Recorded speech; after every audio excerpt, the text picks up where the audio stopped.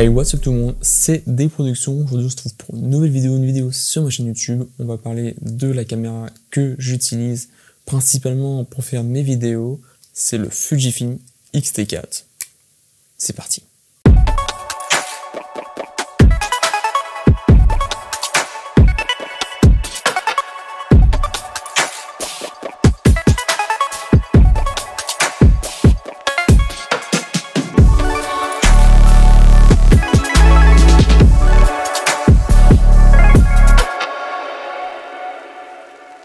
Un an et demi d'utilisation après, je vais vous faire un petit débrief de ce que je pense de ce boîtier et pourquoi j'ai choisi le boîtier.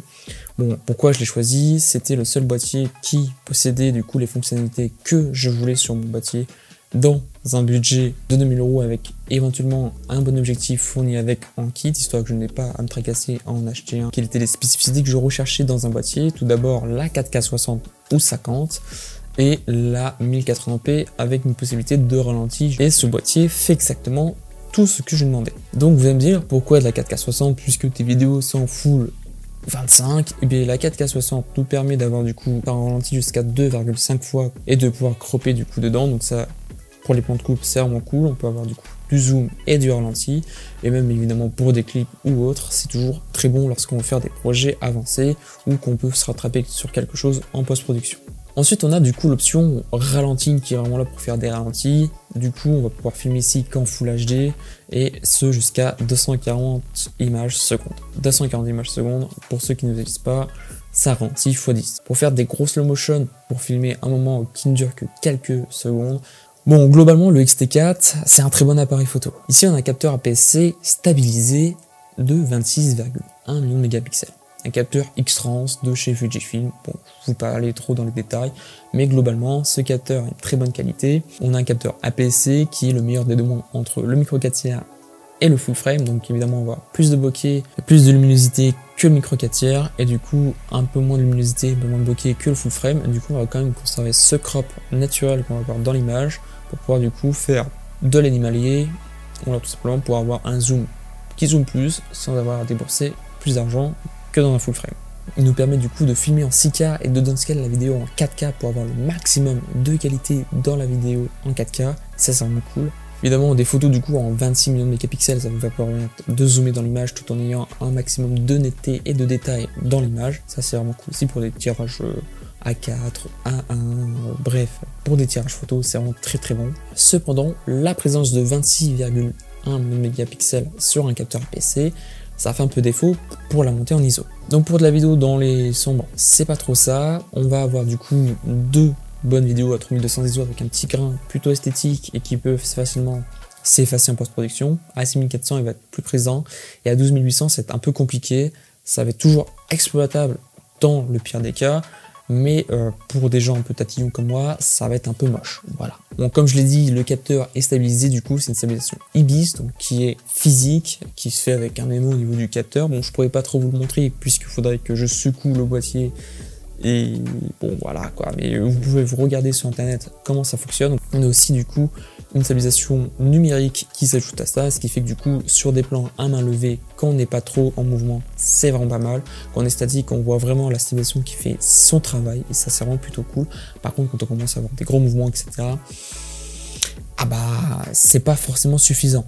Donc évidemment, si vous cherchez une caméra run and gun qui a une énorme stabilisation pour faire des plans où vous courez, etc., je vais pas vous conseiller celle-là. De toute façon, je pense qu'aucune caméra sur le marché ne le fera. De toute façon, il faudra investir dans un stabilisateur type Ronin ou Xeon Crane. Voilà. Ce boîtier, du coup, fait de la 4K Ultra HD, de la 4K DCI, donc c'est 4416 par 2160.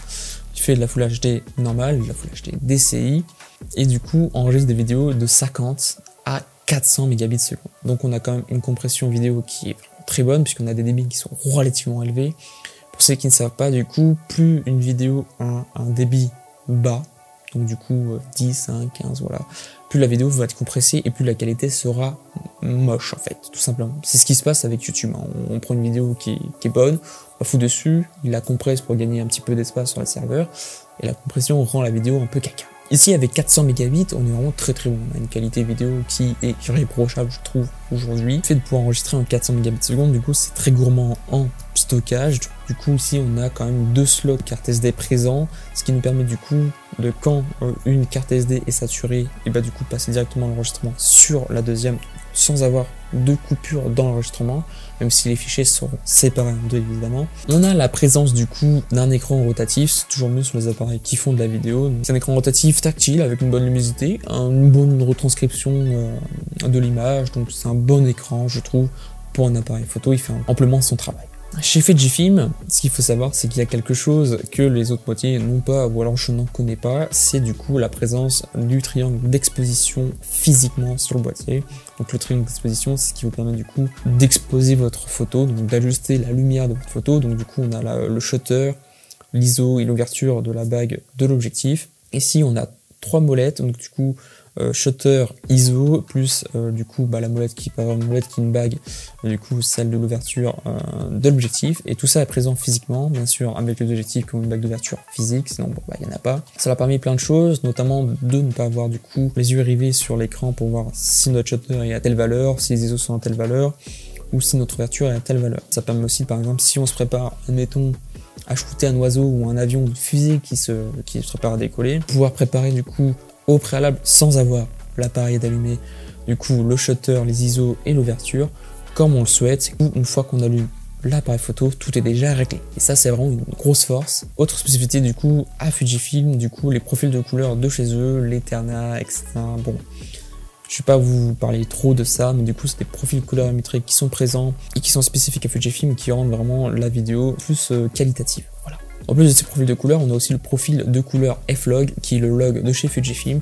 Donc le log, pour ceux qui ne savent pas, globalement, c'est prendre la vidéo et la filmer avec le moins de contraste possible sur la vidéo, ce qui vous permet du coup ensuite de modifier un maximum les couleurs en post-production. Et le F-Log couplé à la possibilité d'enregistrer en 4.2.0 10 bits en interne et en 4.2.2 10 bits en externe, ça vous permet vraiment en post-production de travailler vos couleurs incroyablement bien.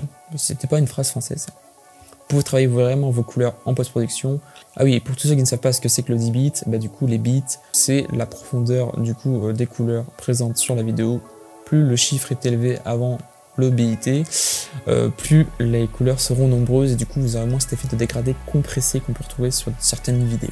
Le boîtier est tropicalisé, ce qui vous permet du coup de tourner dans des conditions entre guillemets extrêmes, donc quand il neige, quand il y a de petites averses, ou même dans des lieux tropicaux, hein, comme l'annonce la tropicalisation. En termes de connectique, on a à peu près ce qui se fait un peu partout, donc on a un port HDMI, on a un port USB type C qui permet le transfert de données, la recharge et même la recharge durant le shooting, donc c'est bien parce que du coup si on n'a pas trop de batterie en RAM, et bien du coup on peut prendre une batterie externe. Moi dans mon cas j'ai une batterie de 22 000 mAh, quand je la branche, ça me fait passer d'une durée de vie de batterie de 1 à 2 heures à 10-15 heures, donc vraiment sur un long tournage ça peut vraiment vous changer la vie. J'ai cité pas mal de qualités à ce boîtier, mais je vais venir du coup aux défauts. Premier défaut qui est majeur, je trouve, et qui est un peu casse-couille, on va pas se mentir, c'est le fait que le rec se stoppe à 30 minutes. C'est pas forcément une volonté de chez Fujifilm, hein. Les appareils photo qui ont la possibilité de filmer, du coup, qui n'ont pas vraiment des caméras, ont du coup une taxe qu'ils doivent payer s'ils veulent faire sauter du coup cette limite de 30 minutes. C'est plutôt embêtant. Dans mon cas, ça l'est pas trop, puisque du coup, je me filme tout seul en intérieur sur des vidéos classiques. Je peux appuyer sur le bouton REC une fois que les 30 minutes sont dépassées, mais ça arrive rarement. Cependant, sur des interviews de 2-3 heures, c'est un peu plus compliqué. Bon, il faut savoir une chose, c'est que du coup, le Fujifilm X-T4 arrive avec un autofocus qui est plutôt bon. Cependant, on n'est toujours pas sur le niveau de Canon ou de chez Sony, j'espère que ça arrivera bientôt. On a quand même un autofocus qui fera amplement le taf à 95% du temps. Il arrivera à vous choper dans des conditions de lumière plutôt basses et dans des conditions de lumière un peu hautes. Il fait quand même le café avec une optique qui du coup va supporter son autofocus. On arrive avec l'autofocus à parler du deuxième désavantage, du gros désavantage qu'on va avoir sur le X-T4, mais qui ne concerne pas que le X-T4, mais toute la gamme Fujifilm avec monture Fuji X, puisque du coup les optiques de chez Fujifilm sont des optiques vieillissantes. On a des optiques qui vont avoir un autofocus, mais qui va être plus lent que l'autofocus du X-T4, ce qui fait que du coup ça ne va pas suivre, et du coup le X-T4 va se retrouver malgré lui avec un autofocus plutôt médiocre, qui galère, qui va pomper, qui va pas vraiment vous trouver quand vous voulez être trouvé. On a des optiques qui coûtent relativement cher aussi, on va pas se mentir, par rapport à la concurrence. Par exemple, le 30 mm f1.4 de chez Fujifilm, qui est aux alentours, je crois que le dernier est aux alentours de 900 voire 1000 euros. Eh bien, l'équivalent de chez Sigma, et Sigma est un très bon constructeur d'optiques depuis un petit moment, qui fait vraiment des optiques incroyables, surtout sur la gamme Art. Il y a l'équivalent f1.4 de chez eux en Art, et je pense pas qu'il dépasse les 600-700 €. Alors attention, ne me faites pas dire ce que je n'ai pas dit, les optiques de chez Fujifilm ont un très bon rendu des couleurs de l'image, on a vraiment des optiques qui sont qualitatives, avec un beau piqué, etc. Et pour celles qui ont un autofocus qui suit un bon autofocus, mais malheureusement je trouve que c'est quand même trop cher pour des optiques qui sont vieillissantes et tout simplement trop cher. Et s'ajoute à ça le peu d'objectifs présents, puisqu'il n'y a actuellement entre guillemets que Fujifilm qui propose des objectifs Fujifilm. On a récemment eu Veltrox qui a proposé quelques objectifs qui sont vraiment sympas avec une très bonne qualité pour le prix auquel ils sont proposés. Et on a du coup Sigma et Tamron qui vont rentrer dans la course très prochainement. Donc j'ai hâte que le parc optique de la Montia Fuji X s'agrandisse grâce à Sigma et Tamron. Mais pour l'instant ce n'est pas encore le cas, il faut encore patienter. Bon, le boîtier globalement il est très attractif. Aujourd'hui on peut le retrouver à 1500 € nu et aux alentours de 1900 ou 2000 € avec les optiques qui sont fournies en pack. À ce prix là on a quand même un boîtier qui fait de très bonnes photos, des très bonnes vidéos en 4K 60, Full HD 240. Le Fujifilm X-T4 est quand même ce qui se fait de mieux en termes de caméra APS-C sur le marché. En tout cas, à ce rapport qualité-prix, on n'a vraiment pas mieux, je trouve. Ici, le boîtier, le fleuron haut de gamme de chez Fujifilm. On a un boîtier ici qui fera parfaitement les photos et les vidéos. Et c'est un boîtier que je ne peux que conseiller à des personnes qui veulent faire des petits courts-métrages ou même des vidéos avec une qualité professionnelle à moindre coût.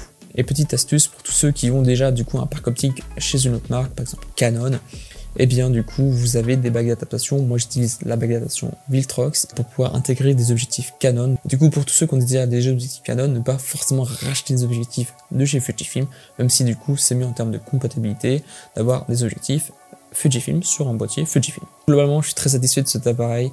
Il y a des défauts, mais franchement on passe dessus. Quand on voit la qualité des rendus vidéo et des photos, il est vraiment incroyable.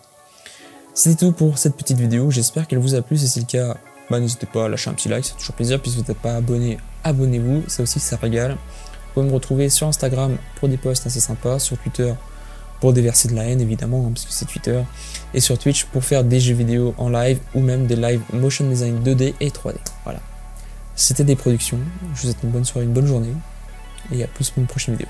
Allez, salut.